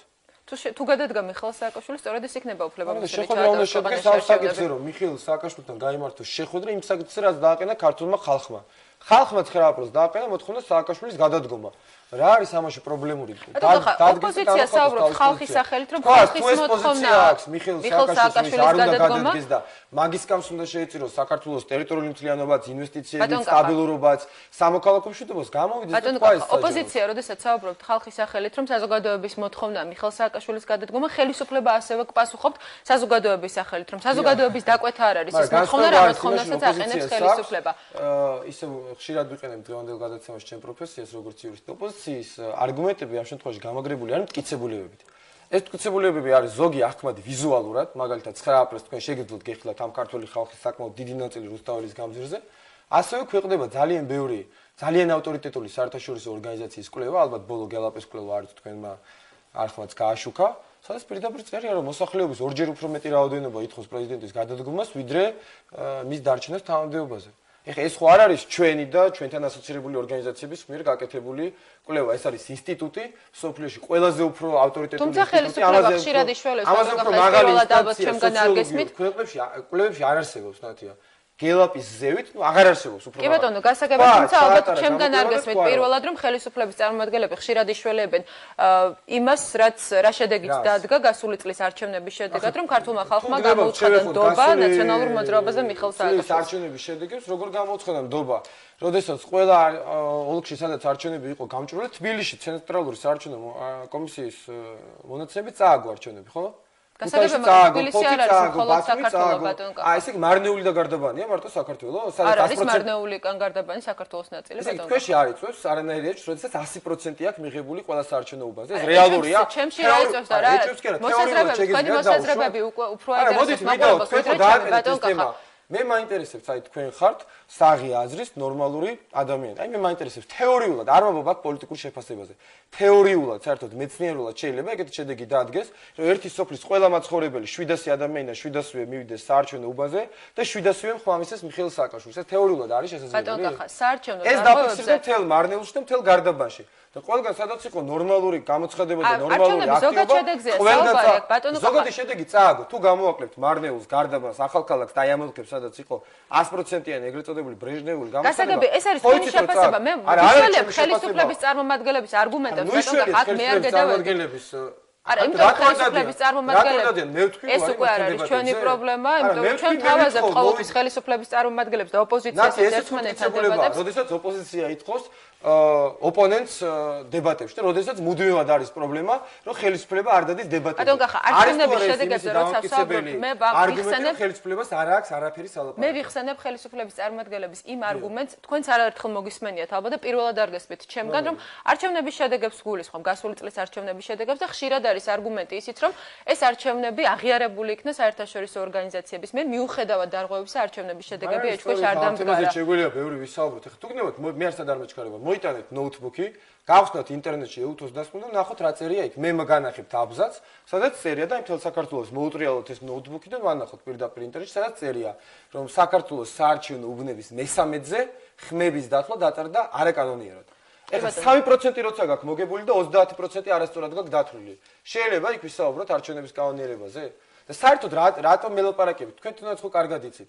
მარნეულში 100%-ს რო იღებდა შევარდნაძე და ბოლნიში, ამის გამო ვარდების რევოლუცია მოხდა და სააკაშვილი რო იღებს მარნეულში, გარდაბანში და ახალქალაქში 100%-ს და სხვა ყველა ოლქს და რეგიონს რო აგებს, ეს ნორმალურია. მე ამაზე არ დამისვამს კონკრეტული შეკითხვა, დავსვე მე მოვიყვანე მაგალითად ხელისუფლების არგუმენტი, ბატონო კახა. ხელისუფლება მოვიდეს და თვითონ ჩამხედოს თვალებში თუ შეიძლება თეორიულად ეგეთი რაღაცა მოხდეს, რომ წააგო ვაკე, საბურთალო, ქუთაისი, ბათუმი, ჩხოროწყუ, ქობულეთი, ყველა რაიონი, სადაც არჩევნები ტარდება. კამათი ხელისუფლებისა და ოპოზიციის წარმომადგენლებს არაერთხელ ყოფილა. მოიგო 100%-ით და ამითი დასვა საბოლოო შედეგი. ბატონო კახა, დიალოგის თემას დაუბრუნდეთ. ბევრი თქვა პოლიტიკურმა ორგანიზაციებმაც ბევრი თქვეს, დამკვირვებლებმაც ბევრი თქვეს და ცოტა უხერხული არის, რომ 5 იანვრის არჩევნები დღეს არის არგუმენტი ვინმე. დიალოგის თემას დაუბრუნდეთ, არ მხოლოდ 5-21 მაისის არჩევნებით. დიალოგის თემას რომ დაუბრუნდეთ. კი ბატონო, დღიდან აქციების დაწყებისა თქვენც კარგად იცით, რომ ხელისუფლებამ ოპოზიციას არაერთხელ შემოგთავაზა დიალოგი, თუმცა ოპოზიცია აცხადებს, რომ მხოლოდ მიხეილ სააკაშვილის გადადგომაზე ესაუბრება სააკაშვილს. დიალოგის ესე არ არის, ჩვენი პოზიცია არის სენატია. მე მგონი დღეს ძალიან ბევრი ინფორმაციას იგებთ და ესე იგი ჩვენი პოზიცია არის ასეთი რომ ჩვენი საკითხი ჩვენ რაც გვაინტერესებს და ამ შემთხვევაში ჩვენ წარმოვადგენთ ქართული ხალხის იმ ნაწილს ვინც რუსთაველის გამზრზე გავიდა ჩვენ გვაინტერესებს ერთი საკითხი ეს არის მიხეილ სააკაშვილის გადადგომა მე სწორედ ამას ვამბობ არა ეს არ ნიშნავს იმას რომ ჩვენ არ განვიხილავთ სხვა საკითხებს თუ მიხეილ სააკაშვილს უნდა აი ამ დღის წესრიგის პირველ საკითხს მიუმატოს კიდე მეორე მესამე და მეოთხე საკითხები რაც მას აინტერესებს ჩვენ მზად ვართ ეს წერია ჩვენ მემორანდუმში ეს საკითხები განვიხილოთ მე არ ვიცი რა იქნება ეს საკითხები შეიძლება მას აინტერესებს თავისი პირადი უსაფრთხოება და იმუნიტეტი შეიძლება აინტერესებს თავისი ნაძარცვი კაპიტალის უსაფრთხოება სწორედ ამას გულისხმობდი მე ბატონო კახა რომ მხოლოდ ჯერ პირველ რიგში განიხილავთ მიხეილ სააკაშვილის გადადგომას და შემდგომში სხვა საკითხებს პრინციპული მნიშვნელობა ჩვენ მზად ვართ არის თუ არა ოპოზიცია მზად ჩვენი საკითხიც იქნება განხილული არის თუ არა ოპოზიცია მზად მიიღოს ხელისუფლებისაგან სისტემური ცვლილებების განხორციელებაზე შემოთავაზება ძალიან ბევრ ცვლილებაზე, რადიკალური რეფორმების გატარებაზე, საკონსტიტუციო ცვლილებებზე, პრეზიდენტის უფლებების შეზღუდვაზე და ასე შემდეგ, იმ შემთხვევაში თუ კი დღეს წესრიგში არ დადგება მიხეილ სააკაშვილის გადადგომის საკითხი. მოსმენით, ჩვენ ყველაფერს მოვისმენთ. ეხლა შევთანხმდებით თუ არა ეს დამოკიდებული არის ბუნებრივია იმაზე, რამდენად სერიოზული იქნება წინადადება. ეხლა როცა ხელისუფლება საუბრობს კონსტიტუციურ ცვლილებებზე, ეს ჩვენთვის მაგალითად გეტყვით, რომ კომიკური თემაა. იმიტომ რომ რაც მე ვარ პოლიტიკაში 5 წელია ხელისუფლებამ 6 ჯერ დაიწყო ეგ ინიციატივა, რომ მოდი შევზღუდოთ პრეზიდენტის ინიციატივა და შევამციროთ პარლამენტის. 6-ვე ჯერ არა მხოლოდ ჩვენს მიერ, არამედ ევროპის საბჭოს მიერ შეფასებული იქნა ეს ყველაფერი, რომ პირიქით პრეზიდენტის უფლებამოსილება გაიზარდა და პარლამენტი შემცირდა. 6 ჯერ დაიწყო ხელისუფლებამ გახსოვთ თქვენ კონსტიტუციური შესწორება და საკანონმდებლო ინიციატივები, კერძო საკუთრების დაცვაზე და 6-ვე ჯერ ეს დასრულდა იმით, რომ პირიქით საკუთრების რეკეტი განხორციელდა. იგივე მედიის თავისუფლებაზე. ეხლა ამიტომ იქნებ ახლა საპროტესტო მუხტიდან გამომდინარე არის სწორედ დრო, რომ ოპოზიცია შეხვდეს ხელისუფლებას და რეალური ხელისუფლების განაცხადები დღეს. ეს არის აი წარმოვიდგინეთ ხელისუფლება როცა დღეს მხოლოდ დაპირებების ენაზე საუბრობს ეს გავს იცი როგორ უპირო მოვალეები რო არიან რომლებმაც უკვე 6 ჯერ ისესხეს შენ გაფული და არც ერთხელ არ დააბრუნეს და ეხლა მე-7 ჯერ მოდის და გეუბნება რომ კიდე მას ესხი $100 ხო ალბათ ვერ აღდება თუ კი არ იქნა მცდელობა საუბრისა სავალო ურთიერთობაში არის იმისთვის რომ ადამიანს ენდო ვალის რაღაცა ნაწილი მაინც ხოლმე დააბრუნოს ასევე არის ამ შემთხვევაში მოდი არ უნდა ამას არანაირი დიალოგი ხელისუფლებამ შეასრულოს ჯერ ის ცალმხრივად რაც ისედაც ცნობილი არის მისთვის რა ტელეკომპანია იმედი რომელსაც თელი მსოფლიო მოითხოვს მისგან რომ დაუბრუნოს კანონიერ მესაკუთრეს რა თუნდა ამას დიალოგი რა არის ბატონო კონკრეტული ნაბიჯების გადადგმის შემთხვევაში კონკრეტული ნაბიჯების გადადგმის შემთხვევაში იმ ნაბიჯებისა რასაც ითხოვს ოპოზიცია ასეთ შემთხვევაში შეიძლება მიხეილ სააკაშვილის გადადგომის საკითხი ოპოზიციამ დღის წესრიგიდან მოხდეს დღის წესრიგიდან ვერ მოხდეთ იმიტომ რომ ეს საკითხი დააყენა ქართულმა ხალხმა და რაც თავარია ჩვენ ძალიან ბევრი შეხვედრები გვაქვს ექსპერტებთან ანალიტიკოსებთან მათ შორის უცხოელ ექსპერტებთანაც და იმ კრიზისის გამოსავალი და იმ კრიზისის გადაწყვეტა რაც დღეს საქართველოში არის არის მხოლოდ მიხეილ სააკაშვილის გადადგომა. მოდით გულწრფელად დავდივართ კონკრეტული პიროვნების პრობლემაზე. სამამდე მაინც გამიზრდა ხა რაღაცა ძალიან მცირე დროს ვიტყოდი. ცოტა დრო დაგვრჩა. მე არ გამოვირჩევი ნამდვილად, ეხლა ხანგრძლივი პასუხებით და თითქმის 9 საათია ჩვენ ეს ბლოკი მიმდინარეობს და ეს მომენტში 9 წუთი პასუხი გაგცეთ. უბრალოდ არ ვიქნებით გულწრფელი ჩვენ რო ვთქვა, რა იქ საქართველოში პრობლემები არის დაგროვილი, ამისი გადაწყვეტა იქნება თუ ჩვენ ახლა კონსტიტუციაში ცვლილებებს შევიტანთ. თუ კონსტიტუციაში ცვლილებებს შევიტანთ, ამით ვერ ჩვენ დაკარგულ ტერიტორიებს ვერ დავიბრუნებთ. ვერც საინვესტიციო კლიმატს ვერ გავამოჯობესებთ, ვერც თავისუფალ სასამართლოს ვერ შევქმნით და ვერც სხვა იმ პრობლემას ვერ მოვაგვარეთ, რის გამოც ხალხი გამოვიდა ქუჩაში.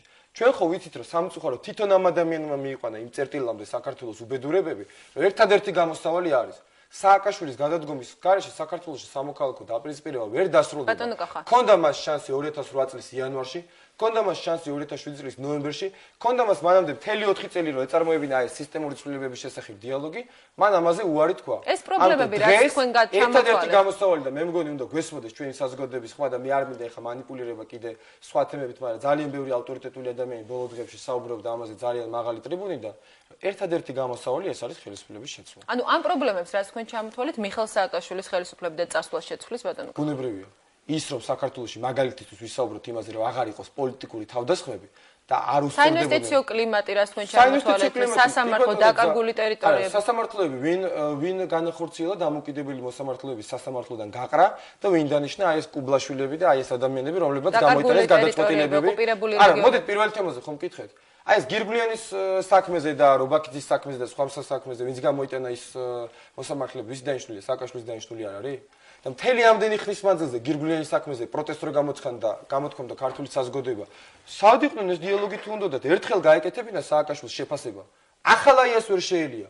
კულელებს ვერ შეელია რომ ხელისუფლებაში ყავს უმაღლეს თანამდებობებზე და თქვენ მეუბნებით რომ ეს ხელისუფლება სისტემურ ცვლილებებს გაახორციელებს კონსტიტუციაში და ეკონომიკაში, რომლებსაც ყავს ოფიციალური, რეგისტრირებული, ლუსტრირებული კულელები უმაღლეს სახელმწიფო თანამდებობებზე. ამიტომ ეხლა ნათი არასერიოზული არის უბრალოდ კითხვები ნებისმიერ კითხვას ასეთ ვითარებაში ეს არის მტკიცებულებები რომელიც ქართულ საზოგადოებაში გამოქვეყნდა სვა ეს არის კითხვა რასაც არსებობის უკრება ნათია თქვენ პირიქით დიდი მადლობა რომ ეს თემები დასვთ ეხლა თქვენ ისე არ გაიგოთ რომ თქვენთან მაქვს მე დებატები უბრალოდ აი ამ კითხვას პასუხობ რატომ არის შეუძლებელი და არასერიოზული ეკონომიკაზე და თავისუფალ სასამართლოზე საუბარი იმ ხელისუფლებასთან სადაც არიან გირგვლიანის კვლელები წარმოდგენილი თქვენ როგორ წარმოგიდგენიათ შეიძლება მაგალითად ჩვენ საქართველოში ეკონომიკური რეფორმებზე ველაპარაკოთ კანონიერ ქურდებს იქნება ეს სერიოზული ახლა რომ ჩავრთოთ კანონიერი ქურდები როგორც მხარე მოლაპარაკებებში არ იქნება ასევე არასერიოზული არის ჩვენ ვანო მერაბიშვილს ველაპარაკოთ თავისუფალ სასამართლოზე ადამიანი რომელმაც ბოლო 2 წლის მანძილზე განახორციელა დაახლოებით 100-მდე პოლიტიკური ტერორიზმის ფაქტი, თავდასხმა, გატაცება, დარბევა და სხვა მსგავსი. უნდა დავასრულოთ საუბარი, ძალიან მოკლედ მინდა გთხოვოთ კომენტარი ერთ საკითხზე. ჩვენი გადაცემის ბოლო ნაწილში საზოგადოების წარმომადგენლები იქნებიან ჩვენი სტუმრები, რომლებმაც დღეს ხელისუფლებასაც და ოპოზიციას კიდევ ერთხელ მოუწოდეს დიალოგისკენ. როდესაც დიალოგს ვახსენებთ, დიალოგი, რომელიც ხელისუფლებამ ოპოზიციას შესთავაზა აქციების დაწყების დღიდან, ეს დიალოგი არ შედგა, თუმცა ხელისუფლების წარმომადგენლები ამბობენ, რომ ისინი აქტიურად მუშაობენ დიალოგის რეჟიმში ექსპერტებთან, ბიზნესმენებთან, საზოგადოების წარმომადგენლებთან, რატომ არ ერთვება ასეთი ტიპის შეხვედრებში ოპოზიცია. ეხლა ხელისუფლება ხდება ადამიანებს, ვინც არის ხელისუფლების აქტიური მხარდამჭერები. ეს არ არის ნამდვილად დამოუკიდებელი საზოგადოება და ექსპერტები ისინი ხდებიან თავიანთი პრაქტიკულად თავიანთი პარტიის წევრებს, ეხლა აქტიურ მხარდამჭერებს. და თუ იქ ვინმე მიდის ხოლმე დამოუკიდებელი საზოგადოების წარმოადგენელი, მე მგონი გამოთქვამი კიდევაც ეხლა დღესაც უსმენდი რომ იქ რამოდენიმე ადამიანმა გამოთქვა თავისი დამოუკიდებელი მოსაზრება და პირდაპირ მიუთითეს ბაქრაძეს ის რაც მე გითხარით ეხლა რომ მოლაპარაკებები უნდა გაიმართოს არა ბაქრაძესა და ოპოზიციაში შორის არა თუ კი ხელისუფლება უსმენს იგივე საზოგადოების წარმომადგენლებს შორის განსხვავებული მოსაზრებების მქონე ადამიანებს რატომ არ სურს განსხვავებული აზრის მოსმენა ოპოზიციას შენ არ უყურებდე პირდაპირ ჩართვებს ან ღამის ეთერებს და არ ხედავდე რომ სამოქალაქო საზოგადოება არის გაცილებით უფრო დიდი დოზით წარმოდგენილი საპროტესტო აქციებზე და ჩართული არიან ამ პროცესებზე და ჩვენ მუდმივად მისმენთ მათას ახლა დამეთახმე რომ ნამდვილად არც ერთი არანაირად არ არის თანაზომადი. განსხვავებულ აზრზე ელაპარაკ ბატონ კახა. არა, განსხვავებულ აზრს ხელისუფლება უსმენს. თქვენ თვითონ არ აღნიშნეთ, რომ დღეს ხელისუფლების წარმომადგენლებთან მისულ შეხვედრებზე იყო გაისმა კრიტიკული აზრი. დღეს თქვენ ყავთ მესამე ბლოკში სტუმრები, აბა ძალიან მაინტერესებს რა განსხვავებულ აზრს მოისმენთ მათგან. საერთოდ როდესაც საუბრობთ ხოლმე საზოგადოების წარმომადგენელი საზოგადოება, მე ხა არანაირი პრეტენზია არ მაქვს ვიღაცა სტატუსები მივანიჭო ან ჩამოვარდა უბრალოდ თქვენს ადგილას, როდესაც ვინმე მოვა და იტყვის, რომ ის წარმოადგენს საზოგადოებას, მე დაუსვამდი ერთ შეკითხვას, რომ სანდრო გირგვლიანის კვლელობაზე თუ გქონდათ პროტესტი ამ ადამიანებს. როცა ადამიანი ამბობს, რომ ის საზოგადო მოღვაწეა, სამოქალაქო საზოგადოება, რას ნიშნავს საზოგადოება?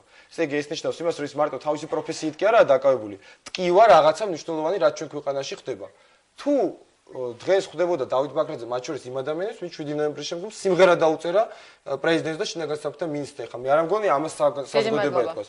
ეს არის ძალიან გაგვიგრძელდა გადაცემის ეს ნაწილი. მიერ კონტროლირებადი რაღაცა შემოქმედებითი. ძალიან დიდი მადლობა. მადლობთ გადაცემაში მონაწილეობისათვის. პირველი თემის შეკითხვის პირდაპირ ეთერში კახა კუკავა პასუხობდა.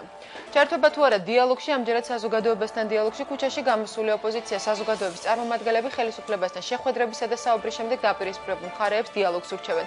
შესაძლებელია თუ არა მოლაპარაკებები და რა როლის შესრულება შეუძლია ამ პროცესში საზოგადოების აქტიურობას. დაგველდით პირდაპირ ეთერში რამდენიმე წუთში დავბრუნდებით.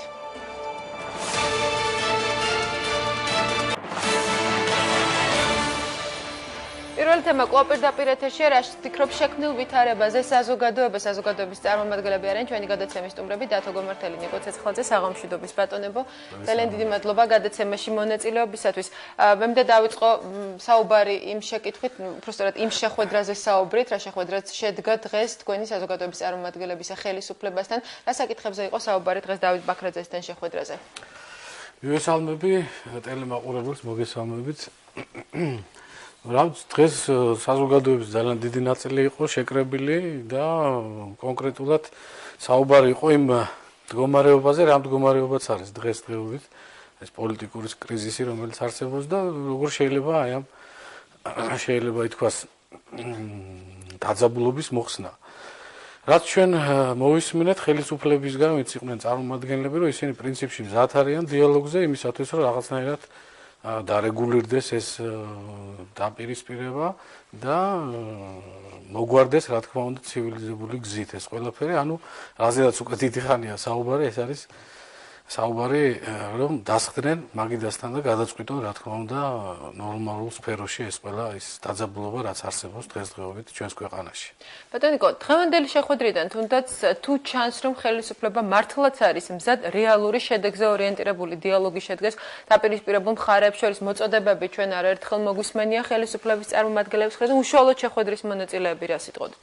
იცით რა შესაძლებელი ნამდვილად აი დარწმუნებული ვარ, რომ ხელისუფლება ნამდვილად არის მზად მოლაპარაკებაზე და მაგის გარდა კიდევ ერთი შემიძლია თქვა და აღვნიშნოთ დღეს ამ შეხვედრაზე იყო ესეთი ცხარე დისკუსიებიც იყო ბატონი ელდარი, ქალბატონი ლანაც გამოვიდა და ფაქტობრივად ღებულობს ამას ხელისუფლება, იმიტომ რომ არის შეიძლება რაღაცა შეცდომები იყო, რა თქმა უნდა და ყოველ შემთხვევაში ფიქრობს და ნამდვილად ფიქრობს ამის გამოსწორებას. თუ იყო რაღაც გარკვეული შეცდომები ალბათ იყო და იმიტომ არის ხალხი ალბათ აღელვებული და გამოსული, მაგრამ ყველანაირად ვფიქრობ მზად არიან და ნამდვილად ცივილიზებული გზით აპირებენ რომ გადაწყდეს ეს პრობლემა. არის კი მზადყოფნა გადაწყდეს კონკრეტული საკითხები იყო თუ არა შეხვედრაზე საუბარი იმაზე, რა საკითხებზე შეიძლება ესაუბროს ხელისუფლება დაპირისპირებულ მხარეებს? იცით რა, რამოდენიმე საკითხი გაგვაცნო ბატონმა დავით ბაქრაძემ დღეს, რაზედაც კონკრეტულად შეიძლება საუბარი, მაგრამ ამავე დროს იყო მზაობა იმისი, რომ ისინი მზად არიან ოპოზიციასაც მოусმინონ, თქვა თუ რაღაც სხვა წინადადებები იქნება, მაგრამ აუცილებელია, იმიტომ რომ მე არ ამგონია ხა ქართველები ვარ და საქართველოში ცხოვრობ და არ არსებობს ალბათ თემა, რომელზეც ორმა მხარემ ქართველმა არ მოილაპარაკოს რაღაცაზე. ამაზე ყოველ შემთხვევაში იყო საუბარი, იქ იყო საკონსტიტუციო ცვლილებებზე, იქ იყო საუბარი პრეზიდენტის უფლებების შემცირებაზე და რა თქმა უნდა, რაც ყველაზე მტკივნეულია სასამართლო რეფორმა რომ გატარდეს და ამის გაკეთება უნდათ ოპოზიციასთან ერთად. რაზედაც ჩვენ, ასე ვთქვათ, ყველამ დღეს ძალიან დიდხნიანი საუბარი იყო და რაზედაც ყველამ მოვისმინეთ, რომ ისინი მზად არიან ამაზე. მე მინდა თქვა აღნიშნო, რომ დღეს არ იყო რაღაც შეხვედრა მონოლოგის, ასე ვთქვათ, ფორმატში, იყო ძალიან მწვავე გამოსვლები, ბატონი ელდარიც გამოვიდა, ქალბატონი ლანაც გამოვიდა, ღოღობერიძე და იყო ჩემი აზრით ძალიან საინტერესო დისკუსიები და ხელისუფლების წარმომადგენლებმა აღიარეს, რომ რაღაც შეცდომები რა თქმა უნდა იყო, მაგრამ ამ შეცდომებს რა თქმა უნდა ერთად უნდა გადაწყდეს ეს შეცდომები და ერთად უნდა დრო ჭირდება, იცით, ეს ახლა უცბად ვერ გადაწყდება, ალბათ დასწრებიან მოლაპარაკების დროს ყველაფერს უნდა დრო. ხო და ამ გარკვეულ დროში ალბათ შეთანხმდებია და მე დარწმუნებული ვარ, ალბათ ეს ესე იქნება. ეს უნდა იყოს, იმიტომ რომ არ არსებობს რა, რატომ სწორი თქვა, რომ აი ქართველები ყოველთვის იყო რაღაცა, მიდიოდა რაღაც მოლაპარაკებაზე და რაღაცა სრულდებოდა და კეთდებოდა და იდგებოდა წინ ნაბიჯი. თუმცა ამ ფონზე, ამ ვითარებაში, რა ვითარებად შექმნილია დღეს და რასაც ხედავთ, ეს რამდენიმე დღეა, რამდენიმე თვეა თუნდაც ამ დაპირისპირების ფონზე, ჯერჯერობით ყოველ შემთხვევაში არ ჩანს ის, რომ შესაძლოა დაპირისპირებული მხარეები მოლაპარაკებათა მაგიდასთან დასხდნენ. ალბათ იმას, რომ შედგეს დიალოგი და ეს ამ დიალოგმა გამოიყოს გარკვეული შედეგი, პირველ რიგში სჭირდება ნდობა იმისათვის, რომ დიალოგი დაიწყოს და საუბარი შედგეს. ამ ვითარებაში, ამ ნდობის აღდგენაში რა წვლილი შეუძლიათ შეიტანონ საზოგადოების წარმომადგენლებს? საზოგადოებამ ხმა უნდა აიმაღლოს პირველ რიგში და უფრო კაფეოთ უნდა დააფიქსირონ მისი აზრი. უფრო აი რა მაქსიმალურად უნდა იყოს პოზიცია გამოხატული რა საზოგადოების, რომ აი რაღაცა ნაბიჯისკენ თუნდაც ესე იგიცით ეს პოლიტიკოსების მხოლოდ პოლიტიკოსების ესა უკაცრავად აი მხოლოდ პოლიტიკოსებმა შეიძლება რაღაც ერთმანეთში აწარმოონ მოლაპარაკება, მაგრამ საზოგადოების აზრი უნდა იყოს კაფეოდ დაფიქსირებული და მოუწოდონ კიდევ ერთხელ რომ იმიტომ არის ხა ორივე მხარეს ქართველები დგას ხო და აი მართალ რო გითხრათ აი ეს პოზიციაც უკვე დღეს რო რაღაც არსებობს ეს მიშისტები რაღაცები როგორც ადერ იყო ზვედისტები ეს არასასიამოვნო უკვე პროცესი დაწყებულია და მაქსიმალურად რაც შეიძლება სწრაფად უნდა მოხდეს ეს მოლაპარაკება და უნდა დასხდე მაგით. მაგრამ რამდენი აქტიურია საზოგადოება ბატონო? დღეს კი ბატონო იყო შეხვედრა ხელისუფლების წარმომადგენლებთან, მაგრამ ხშირ შემთხვევაში ასეთი შეხვედრა დგება თავად ხელისუფლების ინიციატივით, რომელიც თავის დროზე შესთავაზა დიალოგი თავის ოპონენტებს. თუმცა მართავს შეხვედრებს ბიზნესმენებთან, ექსპერტებთან, საზოგადოების წარმომადგენლებთან. თავად საზოგადოება რატომ არ არის აქტიური? თუ კი საზოგადოებას შეუძლია ნდობის აღდგენაში გარკვეული როლი. საზოგადოება აქტიურია, როგორ არის აქტიური? უბრალოდ ჩემი აზრით კარგი ნაბიჯია, როდესაც შენ გინდა შეხვედრა და თქვა შეხვდე შენი საზოგადოების წარმომადგენლებს, მაგრამ აქ არის ერთი რაღაცა, რომ ჩვენ არა ვართ პოლიტიკოსები, ჩვენ შეგვიძლია ერთადერთი ვთხოვოთ და შეიძლება ასე ითქვას მოვთხოვოთ როგორც ხელისუფლებას, ასევე ოპოზიციას, რომ დასხდნენ და მოილაპარაკონ, ჩვენ არ ვიცით ახლა რა თემაზე ილაპარაკებენ, მაგრამ აუცილებელი არის ის, რომ ორივე მხარე დასხდეს და რაღაცა კონსენსუსამდე მივიდეს, იმიტომ რომ აღარ შეიძლება, ხო, არ შეიძლება რომ ამდენი ხანი თქვათ გაგრძელდეს ეს ასე თქვათ ერთმანეთის წინააღმდეგ დგომა და ასე თქვათ გამოსვლები ერთმანეთს, ალბათ ბოლო-ბოლო რაღაცნაირად უნდა მიხვდნენ, რომ საჭიროა რომ მიუხედავად რაღაცების გამო რაღაცა გადადონ გვერდზე დაივიწყონ წყენა და შეხვდნენ იმისათვის რომ ქვეყანა რაღაც თავის ნორმალურ კალაპოტში ჩადგეს, იმიტომ რომ მართლაც ხედავთ რომ რაღაცნაირი უკვე ესეთი ქაოსი არსებობს ხო ქალაქში ეხა იქ კიდევ მინდა აღვნიშნო ჩემი კოლეგის ზურა მარჯავიძის ფაქტი კიდე ჩემი ბიძაშვილი მოყვა ამ არეულობაში რომელიც რაღაცა თქვათ ღამე რაღაცა ხო არა აქედან გამომდინარე ალბათ რაც უფრო გაგრძელდება ეს სიტუაცია ასეთი გაურკვეველი სიტუაცია ამით საზოგადოება რა თქმა უნდა